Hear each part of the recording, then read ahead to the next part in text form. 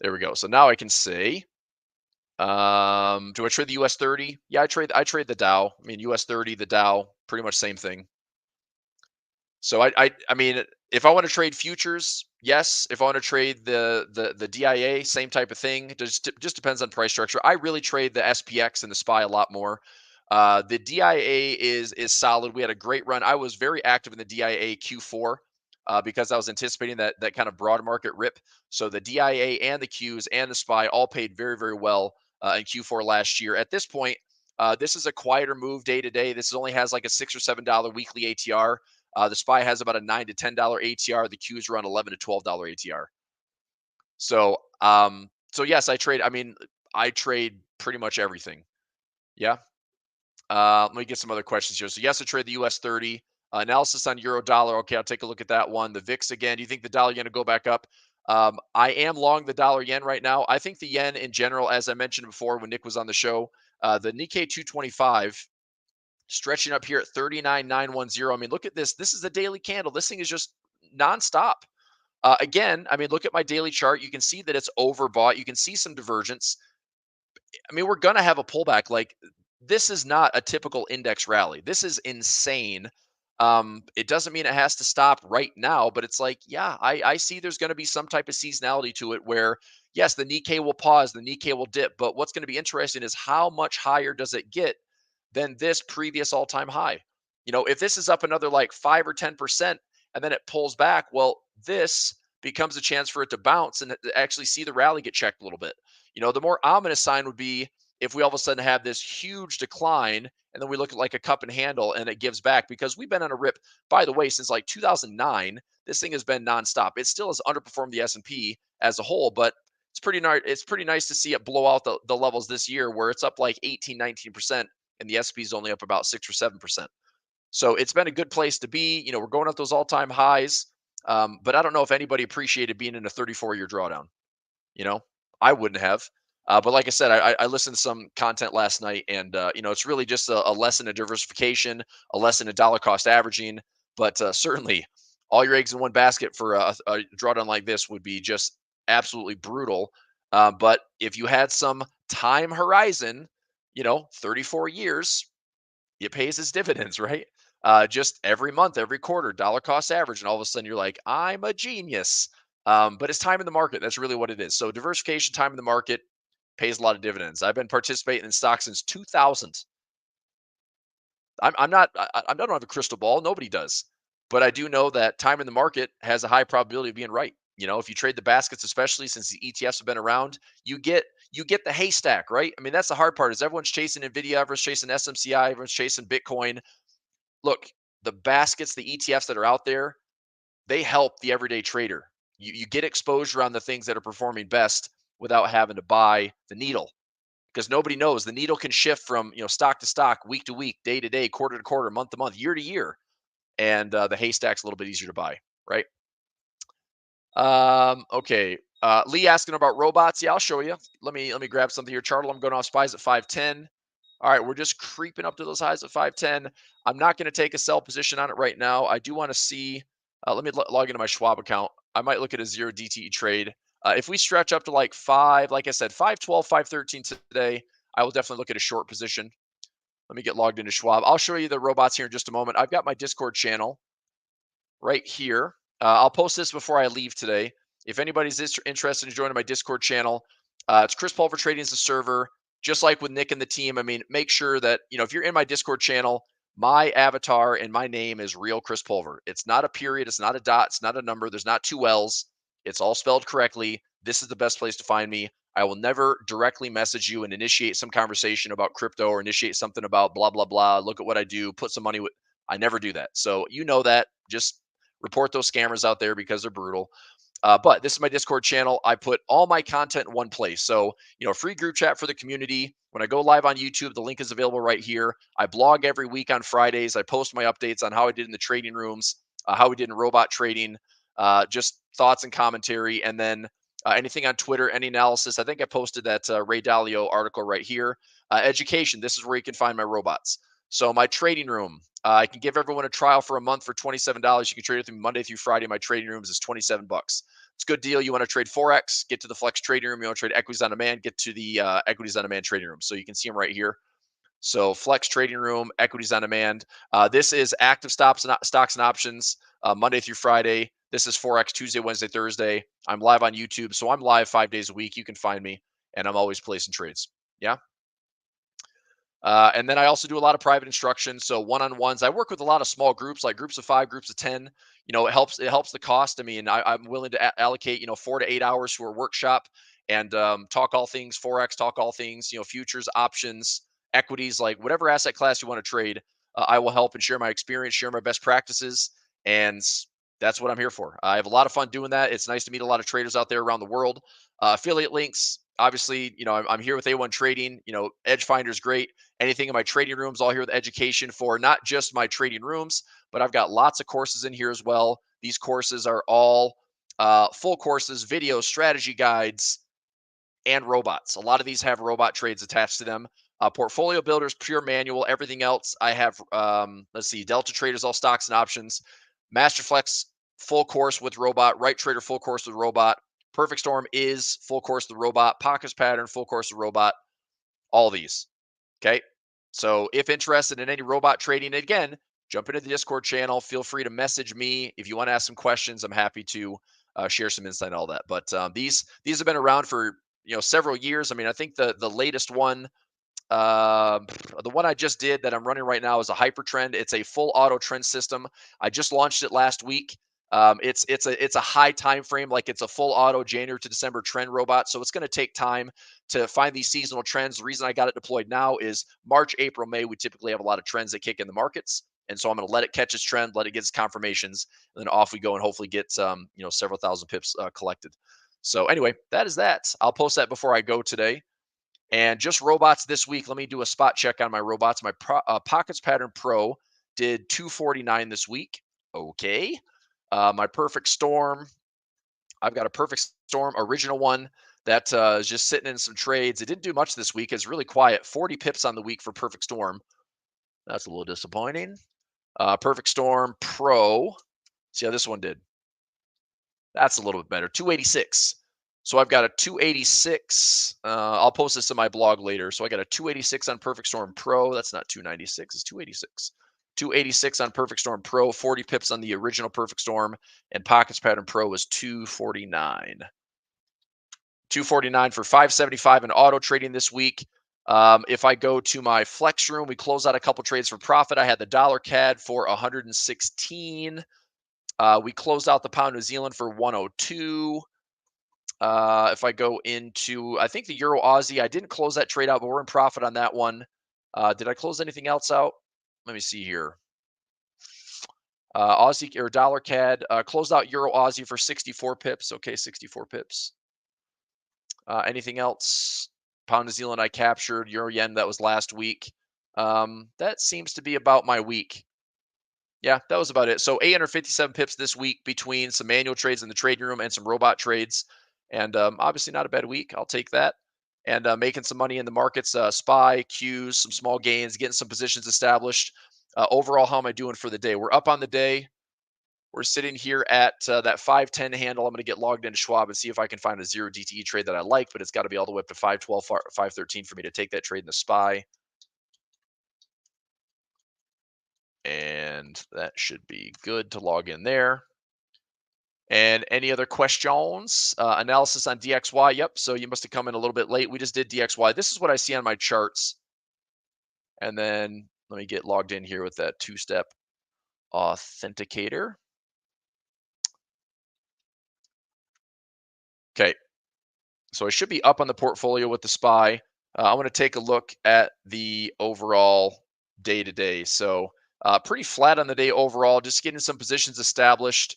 If I do this and go all positions, this is everything. So clearly I got a lot of stuff going on in the stocks and options portfolio. I'm up about 1.46% on my Schwab account, getting some buying power back. I'm looking for that 0 DT if I can find it. We just keep fading off that 510 for right now. I kind of want to get a position. So when my equities on demand class starts at 11 o'clock, we're going to look at something into, I mean, we've got the 507.50 put. I'm kind of positioned bullish or bearish rather. we'll take a look at a couple trades for next week. I think I want to do something where we have an 8 expiration and 11 expiration, do a little bit of a diagonal or calendar spread that I can look at. So it's favoring call option volume 55 to 19. A lot of what I'm doing. So Nick showed his cash secured puts, which is great. I mean, essentially means he's collecting some income without having to own stocks, right? So you're taking on some risk there by just doing a naked put, but that's a Buffett style thing. You know, cash secured puts are great because you basically say, this is where I want to buy the stock, right? And the issue is, so how about this? If somebody wants to buy a stock, give me a stock. And I'll give you an example of how to use a cash secured put. Yes, LG's asking about dollar Swiss. Yes, all freaking day. 96, 9600, 90, 9600 is like target 1, 1.00 is target 2. Dollar Swiss all day, positive swap. Give it to me. Come to Papa. Yeah, I'm bullish on everything against the Swiss except for Swiss yen. That's the only one. CAD Swiss Vincent, same thing, man. I cannot be bullish enough on these Swiss pairs, meaning not Swiss strength, but I'm talking everything against it. I did the structure this morning in my 9 o'clock session. We're getting closer. Professional Instacart. I did buy some shares of that last week or before the earnings report. I bought some shares at 24.50. That's a big old rip to the upside. Good for Instacart. So yep, I'm up about $9 a share right now. I bought it at 24.50. I did a credit spread 24.50 by 24 and collected a whopping 25 cents a contract. But then I also bought 100 shares and that's up a decent chunk. So at this point, I'm not really looking to do anything nuts on this, but I mean it's such a fresh chart. I mean, as far as the IPO last fall in September, I'm just staying out of the way. It also isn't quite profitable, right? I mean, I looked at the snowflake analysis. I'm trying to stay out of companies that don't make money. If you are, not profitable, not expected to be profitable for the next 1 to 3 years, I'm not trying to own. I'm not trying to buy. I'll trade some options. But anyway, this has been a great run since that earnings report. So we finally had a nice move as far as EPS, but still, they don't make money, right? I mean, they make money. They get $800 million, but it's like they missed on expectations for revenue. EPS was better though, but whatever. I mean, it's up. I'm happy. But what do I do from here? You want to buy it now at 33 when it's already up, 50%, 40% in the last couple weeks? I mean, you can, but I dollar cost average, right? If I want to buy some now, does it come back to these lows? There's spot 1, spot 2, stop loss below, and if we just go up and up and up, we're talking about Instacart, Maple Bear Inc. I mean, could we go back up to the SPAC IPO price? I think it was IPO around $43, probably. Typically, it takes longer than that. Okay. How many times do earnings come out per year? Quarterly earnings. So we just had Q4 earnings season come out for Q1, right? So once we get through Q1, then we start earnings season for Q1, but it's going to be traded in Q2. And that'll take us into that, sell in May, go away. What do we get to the summer times? What type of drift do we have in May and June? Let's see here. I want to talk. I think I'm missing some questions here. DXY. So freaking dollar, man. It just won't go. I said this morning that if I get stopped out, or not stopped out, but if my alert goes off right here, then I will probably bail on the dollar strength that I'm in. I just took a basket trade this week against everything. So I'm short Aussie dollar, short euro dollar, short pound dollar. I closed out on dollar CAD for profit. I'm still long dollar Swiss. I'm long dollar yen. So I'm going to stick with that. But if it's not cooperating, if the dollar index ticks that alert, I'll get out of those trades just for small losses. Let's see here. Instacart, we're good. Dollar Swiss still holding. Yes. CAD Swiss, same thing. All my Swiss pairs. CAD Swiss is looking really good. Euro Swiss is looking good. Yep. So this is CAD Swiss. I'd love to see the CAD Swiss continue to break. Technically, this is what I spotted. So I was watching for a head and shoulders. Left shoulder, head to neckline, right shoulder. We break, we retest. It's right there at the same neckline. That's a great technical trade right there. Right? Look at this high. That's a circle. Let me use a straight line. Right there. So this is the neckline, right? If we create that right shoulder area there, okay, we pulled back to past resistance becoming support and had a perfect bounce. I'm looking at this type of trend line break to the upside. I'm looking at CAD Swiss to get back to these highs at 68. And I'm looking at a big pocket. I'll zoom out here, big pocket at 71.50. Way up here. So I am bullish on this all the way up to 71.50. That level 71.50, fill that pocket up around 72, 72.50. That's a lot of upside, right? That's another 500 or 600 pips. I can stay bullish on CAD Swiss and not worry about it. Lee says, I didn't catch your discussion positive swaps on Swiss and yen, but I didn't catch the whole conversation. Yeah, all I'm talking about is I am long against the Swiss. So Aussie Swiss long, Euro Swiss long, Pound Swiss long, New Zealand Swiss long, Dollar Swiss long. I'm not doing anything with Swiss yen. Throw it away. But those other currency pairs, everything against the Swiss, I'm buying because it offers positive carry. So as an example, I launched a course called Portfolio Builder. We're manually buying trades against the Swiss. And just since last fall, I'm taking trades that are literally micro lots, like very small trade sizes. And over the last 4 or 5 months, I've already collected $250 in profit. Just my balance has gone up because of positive carry. In addition to that, my P&L is up like 400 pips. I've got positive swap on top of that. So even if the charts went nowhere, I'd still collect about 5 or 10. I'd probably collect about 5% for the year. But I started this trade in 2023. So I'm nearing like 9 or 10% after this year of just positive rollover in addition to having the appreciation in the technicals. So it's a nice way for me if I can, make 100% of my account because of my pit positions and my technicals, and I can add in another 10% buffer. It's better than getting charged every day to hold a position like we were in 2022. Yep. Let's see here. Nick's idea of selling an option price.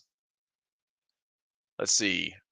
Yeah. So it's funny. That was a conversation I was having. Hey, give me a stock. Let's talk about cash secured puts. And then I took some other quests, and all of a sudden I'm down a rabbit hole.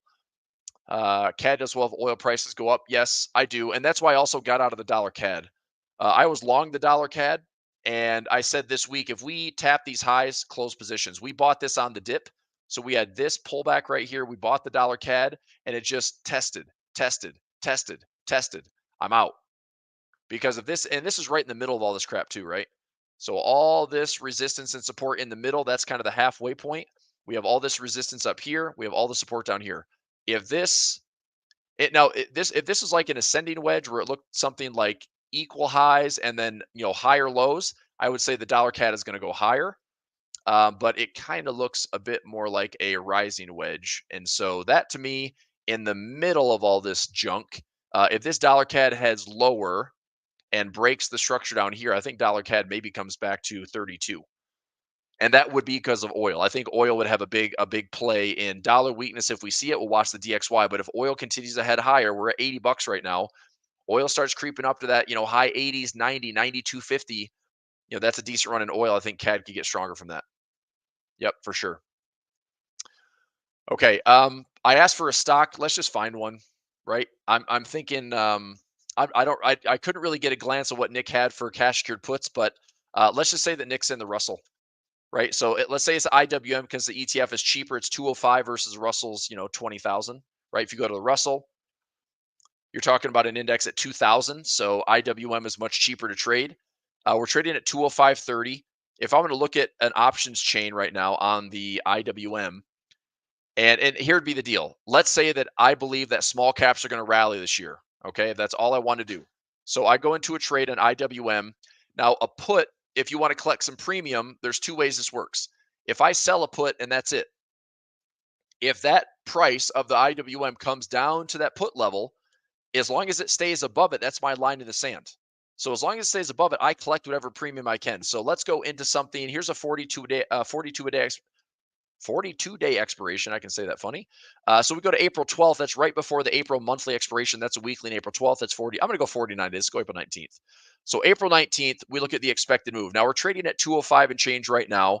If I looked at the expected move for the next, 49 days, we've got about a $12 move with the implied volatility on the Russell or the IWM. Now, if I wanted to be safe, where I said, okay, what's the low probability of getting assigned shares in the IWM? It's all about delta to me. So if I see here that, this is the expected move around that 20 to 21 delta, if I want to stay out of the way, I would do a 15 delta cash secured put, which means if I sell the 189 put over the next 49 days, I can collect $1.34. Now, here's the good and the bad. Probability of profit is 86%. That's quite high. I mean, the likelihood of getting assigned, we'd have to have a really bad drop in the Russell for that to get assigned or even threatened. So that's a pretty safe play. 86% is always pretty good. Collecting $1.34, that's great. You make $134 for a one contract trade. Now, If you want to own shares of the IWM, because it's a $189 stock, $189 is going to set you back. Max loss is 18,000 if it went to zero, which probably not going to happen. But effective buying power, because if you have a margin account, and most traders and equities and options have margin accounts. I trade a lot of cash accounts and IRA accounts for, it's tighter equity management for me. But you can see the buying power is reduced by about $2,400. So for me to sell a put, okay, I have to basically set aside $2,400 in buying power, but I can collect 135 bucks on that with a low probability of getting assigned. So right now I can tell the market, look, I'll buy the Russell at 189, but my investment would be if I made $134, $134 out of the cash outpour of 2461. Okay. It doesn't seem like a lot, but that's a 5% position. I'll make 5% return on my investment in about 49 days. And if that's all I did every quarter, right? That's 5%, 5%, 5%, 5%. And I don't even own the stock. So that all by itself is a way to never own a stock, generate some income, and get about a, 20% return on that position on the investment. I'm not saying 20% for the entire account. I'm saying on that investment. It's going to cost me $2,400 to place the trade as far as buying power reduction. But a 5% return, 5% return, do it every quarter. Do that on the SPY, do that on the IWM, do that on the Qs. Yes, you're going to have some buying power on all those taken away because they're ETFs and they're expensive. You do that on stocks as well. But that's a nice way that you never have to own. Now, to make it cheaper, if I did the 189 sell put and I want to spread that out, I can collect 12 cents, but only have to risk $88 instead of having to risk, to zero, which is $18,000. But obviously, I collect way less income. So if the same position was this, rather than putting up the buying power of $2,400, if I did, 5 contracts, I only have to put up $440. If I do 10 contracts, I only have to put up $880. I'd still make $120 over the same period. But this prevents me from, if the stock plummets, this prevents me from getting assigned and not having protection. I can still make $120. It only costs $880 to take the trade. I love that trade, and the probability of that trade getting hit, pretty slim. In fact, I like the trade enough. I'm going to take it. Let me see what I have in the IWM right now. So for this account, IWM, I don't have it. So I'm going to take the trade. The 189 by 180, I'm going to do 10 contracts here. Let me make sure I have the right account here. And let's get it. So 12 credit. I'm not taking less than 10, that's for sure. So 11 cents, see if I can get filled there. You turds. 10 cents final offer. That's the bid price. I should get filled at 10. The bid is freaking 12, man. Come on. Hang on a second. Let me delete this, try something else. So if I do the 15 delta, cancel this trade. Let's do, so that's I could do the naked. That's okay. I still collect the same amount, but the buying power is what I don't want to see, or the max loss, obviously, if the Russell gets crushed. Spread is way better. If I do a $2 spread, it'd be nice if I'm making 24 cents on the dollar. This is making 22 cents on a $2 spread. Thoughts on Mara? Yep. Is the premium what you get paid for holding it? The premium is what you get paid for selling it. That's if you're asking about options. So if I sell the option, I collect the premium up front, and then time goes on, and that premium becomes realized and materialized. So if I'm collecting 100% up front, it allows me to keep that as time expires and the option expires worthless. Right? If you have two positions, it's like a stop loss. It's like a defined risk, right? It's not a stop loss per se, but it does cap my losses. Where the most I can lose, if I did this trade right here, the most I could lose is $88 on a one contract trade. So this stock could literally go to zero, and the most I can lose is $88. That's defined risk. That's very important as a trader. All right. MARA, I like everything related to the crypto space right now. I'm long Coinbase with credit spreads. I'm long MSTR with credit spreads. I am long on BITO. Like I said, I bought some shares of BITO. I'm expecting a pullback. I'll just buy some more. I like this level. We get a pullback towards 2340, which represents that kind of 47 to $48,000 high in Bitcoin. MARA is a mining stock. They had a miss on earnings, which was unfortunate, but it's okay because I still own shares of MARA. I've got it covered out to June at 45. which is going to put me up around $30 a share if I get that called away. I've been in Mara since like the teens, so I do like this stock. I'm just doing some out of the money credit spreads, but yeah, I am in like, and again, it's not ridiculous exposure. I'm allocating about 5 to 10% of my portfolio towards Bitcoin related trades, Bitcoin correlated trades. I wouldn't be surprised if Bitcoin gets to 100 grand this year. We've got the halvening. We clearly have the ETFs that are driving demand and putting all these flows out there. So it seems to be an exciting bull market right now. The rally is pretty legit, and I'm just gonna pick my battles and trade my options as well, so I get a little bit extra juice on those earnings as opposed to just holding Bitcoin. Reverse iron condor option strategy. Would I briefly explain that? No. Reverse iron condor is like two debit spreads. It's also an iron butterfly. Lee, I would recommend. How about this? How about you jump into my Equities on Demand trading room for a trial at $27, and you got all the education and videos, and I'll talk about strategies like that. It's a four-leg option trade. In order to trade this type of stuff, remember when you start a stock account, if you're asking for options permissions, if you tell the broker that I don't know anything about options, the only thing they're going to grant you is basic options. You can buy a put, you can buy a call. That's pretty much it. So the more extensive knowledge that you have or claim to have, the more permissions you get. And in truth, being a seller of options gives you 4 out of 5 ways to make money. So ultimately, and I tell this to everybody that follows me into my trading room, ultimately the permissions you want to have with an options broker or with a broker, equities broker with options permissions, is you want to be able to trade spreads. Period. You want to be able to trade spreads. It is crazy that they would give you the willingness to say you can buy a call and you can buy a put. Well, that's easy. But what you can't do is you can't define your risk, and so you just end up overpaying premiums, especially now when the markets are up and calls are more expensive and buying options are more expensive. You overpay for those premiums. So ultimately, like I said, if you're getting options permissions, you want to be able to trade spreads because then you can define your risk. You can be more creative with the up, down, sideways strategies. Um, wouldn't you say just buying calls and selling calls are enough? Well, that's two totally different things there, Pedro. Buying calls and selling calls are two different things. If you buy a call, that's a long option. If you sell a call all by itself, that's a naked call. That's the riskiest thing in trading. So you'll never do that by itself.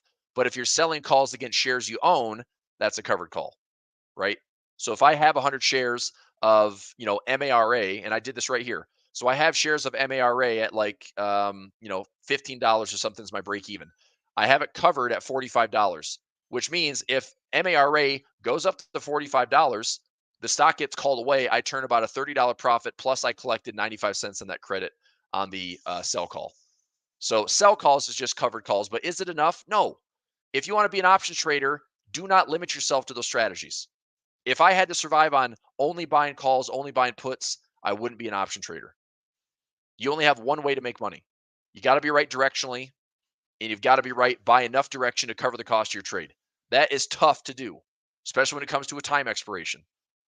No, don't apologize. It's good stuff. Oh, you might buy puts. Well, yeah. Is it enough? I say no, because you're going to overpay for buying, overpay for selling, and if that's all you can do, you're limited, man. And I'm telling you, I have talked to so many traders. I do a lot of one-on-one sessions with traders that tell me, Chris, I got involved with options and I just lost a ton. Well, what did you do with those options? Well, I bought calls and I bought puts. I hear that story over and over and over again, right? So if you get the permissions to trade spreads, big difference. All right. So let me go to LG's question on the iron condor. Okay. So reverse iron condor. Let me explain the original iron condor. So I still want to take this trade on the Russell for the 189 by 188. I still want to take this trade for 12 cents. I'm kind of, and this is why I took the Russell futures index yesterday, because I couldn't get filled on the 189 by 188 in the Russell. So let me try to get this filled again. How many contracts am I doing here? One. Nah, I'm doing 10. Let's do 10 contracts here. And review and send. That's the proper account. All right. Final chance. I'm going to go the 10 cents. Whatever, dude. I'll do it. 10 cents. It'll fill. I'm going to try 11 just in case. You freaking turds. I do this all the time. You got to play around with like the bid, the ask, the mid. I'm not taking less than 10 cents, but I'm going to pay that commission, which is going to take around my profit. And it filled at 10 cents. All right, so let me take note of that. IWM, that's a 419 expiration. That is a 189 by 188. Full put spread for 10 cents credits. I got to track all this stuff manually for 10 cents credits. All right, and I'm going to take a similar trade. So here, similar. Going to this account. Let's set this one up. Okay, 9732 there. Let me edit, try to get 11 cents if I can sneak it out there.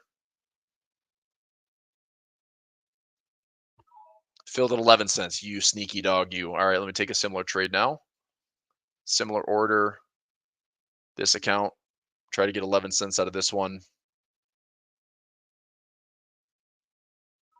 Fill it. Come on, man. You guys made me take it first and then you fill me at 11 cents. Dirty dogs. All right, so tracking this stuff manually. This one's for 11 cents.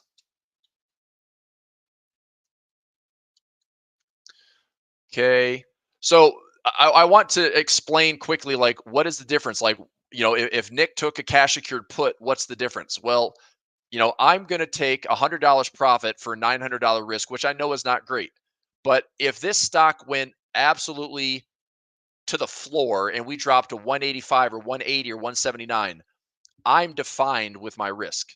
My max loss is $900. That is it. This is a $250,000 account, $185,000 account, $260,000 account. Losing a $900, I can stomach that loss. If I had a naked put at 189 and I'm going to get assigned at 180, I would be upside down. If I did one contract, I'd be upside down. From 189 to 180, I'd be upside down $900 just like that, and I'd be assigned. And you don't really have any recourse, so I just define the risk. Makes my life a lot easier. Okay, I've got a few minutes before I jump into my equities on my trading room, and let's do this. I'll show you the reverse iron condor. Okay, let's go out to another expiration. So I'll do May 17th. So an iron condor is going to be, let me get a stock that has a little bit less movement. Here's a good one. MARA out to April. Okay. So what's nice about this platform here is I can see the expected move. So we've got, it shouldn't really go lower than this price at $15, $16, and it shouldn't really go much higher than $35, $36 over the next 49 days. That is anticipated based on implied volatility and the expected move. All these things matter. Okay. Oil, I'm bullish on oil there. Humble manifest of riches. I'm bullish on oil to $90. I've been buying oil since 71.25. Okay. We are creeping up to that. We're at 510 and change. It's just that low volume drift today, man. Nothing to stop it. The melt up ensues. Okay, so iron condor would be your selling. Okay, that would be this. So look at my strike prices. You see that we start at the low numbers and then go to the high numbers, right? For me, it makes sense, and that's how the broker defines it. I don't know why I do it this way versus some people are like, well, I want the high numbers on top and the low numbers. I get it. I don't know why I do it this way, but I like it this way. Anyway, strike price at 35. If I want to say, all right, an iron condor is I do a bear call spread up here and I do a bull put spread down here. That would allow me to collect income. So if price for the next 49 days goes up a little bit, goes down a little bit, goes up a little bit, goes down a little bit, and just this, and then tests. I mean, if it stays here where it doesn't invalidate these levels, then I can collect income on that. That's an iron condor. It's a range-based strategy where you want price to stay in the middle. Okay. A reverse iron condor is just simply looking for a breakout. And the way that I trade those, so I typically do like the reverse iron condors on earnings plays, which is basically like 2 debit spreads. So if I were to say this, over the next 49 days, if I believe that MARA is not going to be sitting at $25, then I could consider doing a couple of debit spreads. So if we went down, I could do this. I can buy a put at the money around $25 and then sell a 20. That gives me $5 of max profit right there, right? So $5 of max profit. I'd only have to pay $2.60 to get that trade. That's not a bad trade. But if I want to pair that with a long call and a sell call, now I get $5 max profit. This is where, again, probability of profit's pretty high. Shows right here that I've got a 75% chance of profit. That price will exceed 30 or exceed 20, allowing me to pay only $4.16 and still make the net profit of 85 cents. Right? So I can still lose on the trade if price stays in the middle, but if it goes below 20 or goes above 30, I can make 85 cents because I'm paying $4.15 and they're $5 spreads. So it's just, I mean, really all options are, it's just math. It's just addition, subtraction. It's pretty simple. It's just knowing the pros and cons of how these trades work, right? So that's not a bad trade. Now, I'm curious if I took this downside a little bit further and I did the 25 by 35 and then the 25 by 15. Now, if price goes $10 higher or lower, it's going to lower my probability quite a bit. I went from 75% to 61% because we need a much bigger move. The implied volatility move is only about $10. So it's right there on the cusp. Okay. But if I'm getting $10 of profit, if it exceeds 15 or exceeds 35, I'm only paying $6.50. So now my profit's $3.50 for a risk of $6.50. Right. So that is the reverse iron condor. If I had them at the same strikes like that, that's essentially called a reverse iron butterfly. Stupid names, very stupid names, right? But serious strategies. Anyone know Schlotsky's back in the day? That was an old like deli. I don't know if that was a Midwest thing. I'm from Michigan back in the day. So Schlotsky's was like pretty good deli sandwiches. Anyway, they said, silly name or funny name, serious sandwich. So funny name, right? Reverse iron condor, reverse iron butterfly, whatever. Who cares? But serious strategy if you know what you're doing. Okay. Sell me your course. Well, you can get the course. You want to jump into the Discord. So before I go today, I'm going to jump over to my Equities on my trading room. Just go session to session to session. That's pretty much every day of my week. If you want to join my Discord, I will post that right here.